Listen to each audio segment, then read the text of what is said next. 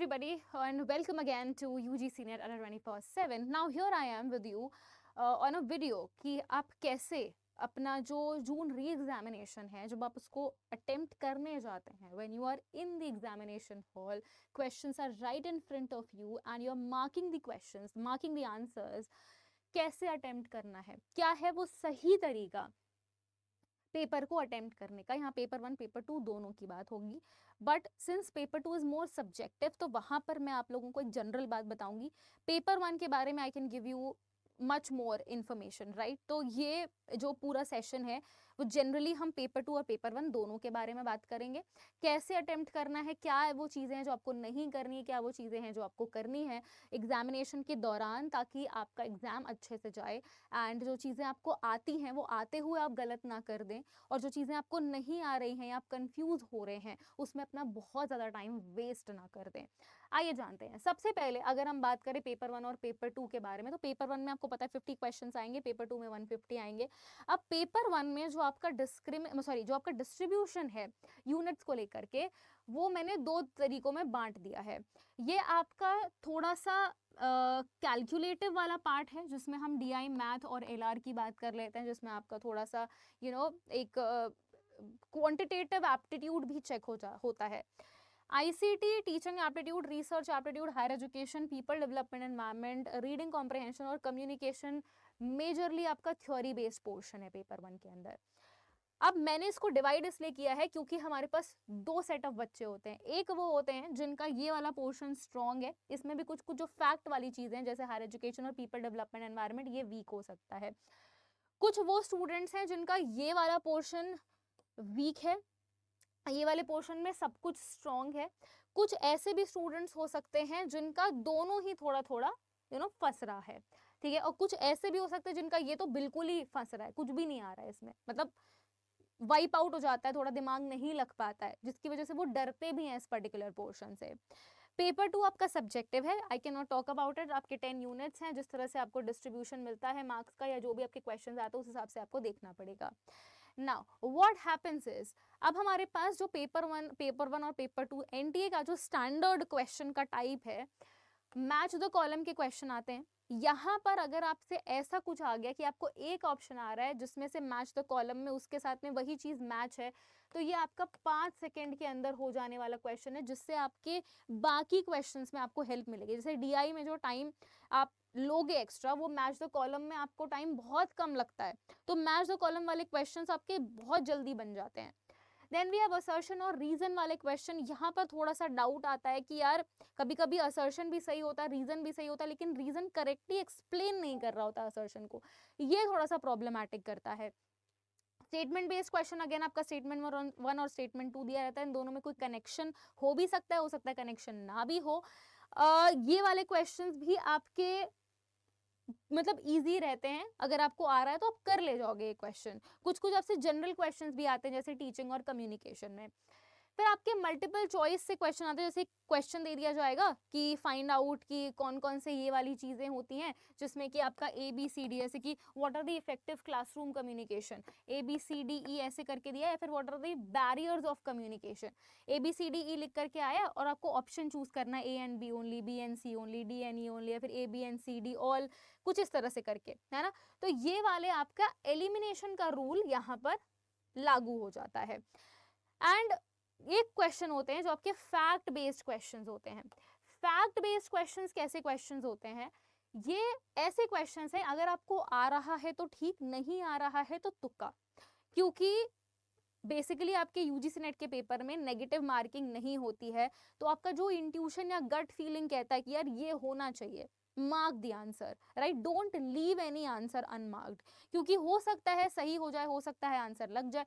तो fact base में थोड़ा ये रहता है, अगर आपको पता है तो ठीक है, नहीं पता है तो फिर वो मतलब 90% गलत होने के ही चांसेस होते हैं उसमें। देन अब हम टाइम मैनेजमेंट की बात कर लेते हैं। पेपर 1 में आपको 1 आवर देना है मैक्सिमम, 1 घंटे के अंदर पेपर 1 के 50 क्वेश्चंस कंप्लीट करिए। अब 50 क्वेश्चंस और आपके पास 60 मिनट है, ये आप देख रहे हो, मतलब 1 मिनट में आपको एक क्वेश्चन करना है, इतना मतलब एक रेशियो अगर हम देखें मोटा मोटा तो पेपर 2 आपको 2 घंटे में करना है, 150 क्वेश्चन होंगे आपके पास, ठीक है। तो इस वजह से आपको पेपर 2 में थोड़ा सा ज्यादा टाइम लेकर के चलना भी है, ठीक है। इसका जस्ट 50 + 50 है ना, ये आपकी 50 क्वेश्चंस हो गए, आपके 150 क्वेश्चंस हो गए, तो ऑब्वियसली ये ज्यादा है कि नहीं। एक सेकेंड, 100 क्वेश्चंस होते हैं ना, सॉरी 100 क्वेश्चंस होते हैं, हाँ, तो ये डबल हो गया ना, आपके 100 क्वेश्चंस हैं, तो ऑब्वियसली इसमें अगर आपको 1 घंटा लग रहा है तो इसमें आपको 2 घंटे लगेंगे ही लगेंगे, that is but obvious, sorry. Then सबसे पहले read questions carefully, no and not specially. बहुत सारे स्टूडेंट्स ऐसे हैं जो ये पढ़ते ही नहीं है। ऐसे मान लो क्वेश्चन आ गया, which of the following are not the characteristics of Buddhist concept of communication, और उन्होंने क्या पढ़ दिया, what of the which of the following are the characteristic of Buddhist concept of communication, not पूछा है आपसे। वो नॉट जो लोग मिस कर देते हैं, नॉट और नो, वो अपने 2 मार्क्स ऐसे दान दे रहे हैं एनटीए को, क्योंकि वो आते हुए क्वेश्चन को गलत कर रहे हैं। तो ये नो और नॉट वाली चीज जो है ना, वो स्पेशली अपने दिमाग में रखना क्वेश्चंस को पढ़ते वक्त। दूसरा, the art of elimination, use this art of elimination. जितने भी आपके मल्टीपल चॉइस क्वेश्चन है, मैच द कॉलम के क्वेश्चन है, वहां पर आपको ये एलिमिनेशन का रूल ही हेल्प करेगा, क्योंकि कुछ तो ऐसी चीजें होंगी ना जो नेगेटिव होंगी। फॉर एग्जाम्पल, मान लो आपसे इफेक्टिव क्लासरूम कम्युनिकेशन के बारे में पूछा, उसमें एक सेंटेंस है, एक ऑप्शन में ये लिखा है केओटिक क्लासरूम। केओटिक मतलब बहुत डिस्टॉर्टेड, डिस्टर्ब्ड, शोर मचाने वाली क्लास, तो वो इफेक्टिव क्लासरूम है नहीं। तो आप वो ऑप्शन एलिमिनेट कर दोगे। जब आप वो ऑप्शन एलिमिनेट करोगे तो हो सकता है आपके 3 ऑप्शन एलिमिनेट हो जाए, हो सकता है 2 ऑप्शन एलिमिनेट हो जाए, आपको सिर्फ 2 में से चूज करना हो। तो ये जो एलिमिनेशन का रूल है ना, ये आपको बहुत ज्यादा हेल्प करेगा। मैंने आपको क्लासेस के टाइम भी, जो मैं आपको 2 बजे पेपर 1 की क्लासेस प्रोवाइड करती हूँ, उसमें भी मैंने आपको ये सारी चीजें बहुत अच्छे से समझाई हैं, and you already know it. तो ये सब चीजें यूज करना एग्जामिनेशन में। ऑलराइट, देन आपको जो प्रीवियस नॉलेज होगी आपकी, वो भी काफ़ी ज़्यादा हेल्प करेगी। हो सकता है आपने कहीं कुछ पढ़ा हो, कोई आर्टिकल पढ़ा हो, या आपने ऐसे ही कोई वेबसाइट देख ली हो यूजीसी की, या स्वयं प्लस, या स्वयं की, है ना। तो आपको कुछ कुछ चीज़ें अपने दिमाग में हैं, आप उनसे भी, जैसे आपको वो सबकॉन्शियस में रहती हैं, और आप उसको जब क्वेश्चंस आपके सामने आते हैं ना, तो आप फटाफट से आंसर लगा लेते हो, क्योंकि आपके सबकॉन्शियस में चीज़ें स्टोर हैं। ऑल्सो एक चीज़ जो मैं आपसे बोलना चाहूँगी, जो यहाँ पर एडेड नहीं है, लास्ट मिनट में आप मैराथन सेशंस को देख सकते हैं, ताकि आपका जो कॉन्सेप्ट है वो ब्रश अप हो जाए। आप जो इंपॉर्टेंट वेबसाइट्स हैं उनको विजिट कर सकते हैं, उनका अबाउट सेक्शन पढ़ सकते हैं। कुछ ऐसे इंपॉर्टेंट टॉपिक्स जैसे स्वयं प्रभा, मूक प्लेटफॉर्म, यहाँ से हमेशा क्वेश्चंस आते हैं। तो ये जो मोस्ट इंपॉर्टेंट टॉपिक्स हैं, जहाँ से मोस्ट रिपीटेड टॉपिक्स हैं, जहाँ से हर बार क्वेश्चन आता है, आप एक सेशन देख लीजिए, ऑलरेडी चैनल पर वीडियो सेक्शन में है, मोस्ट स्कोरिंग टॉपिक्स के नाम से, मोस्ट रिपीटेड टॉपिक्स के नाम से, मोस्ट इंपॉर्टेंट टॉपिक्स के नाम से। आपको यूनिट वाइज पेपर 1 में बताया गया है कि कौन कौन से यूनिट से सबसे ज़्यादा, यूनिट से भी कौन कौन से टॉपिक से सबसे ज़्यादा क्वेश्चन पूछे जाते हैं। तो अगर आपको लास्ट मिनट रिवीजन करना है, तो आप उस रिस्पेक्टिव क्वेश्चंस, उसके रिस्पेक्टिव मैराथन्स भी देख सकते हैं। Then do not spend more than 2 minutes on any question. ये 2 मिनट्स मैंने ज़्यादा लिख दिया है।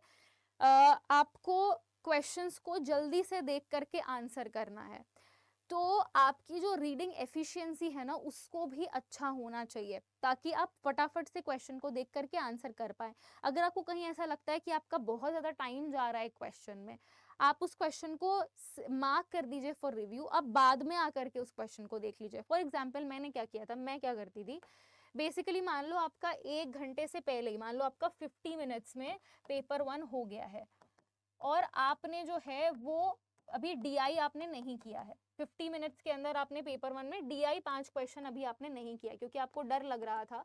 और मैं हमेशा यही बोलती हूँ कि जहां पर आपको डर लगता है या घबराहट होती है कि यार ये हमारा बहुत वीक पॉइंट है, उसको पहले मत करो, वरना पूरा पेपर बर्बाद जाएगा, डीमोटिवेट हो जाओगे ऑन स्पॉट, कि यार ये तो 5 क्वेश्चन हुए नहीं, बाकी लोगों के हो गए होंगे, उनके 10 नंबर बन गए, मेरे तो 1 नंबर भी नहीं बने, ऊपर से टाइम भी वेस्ट हो गया।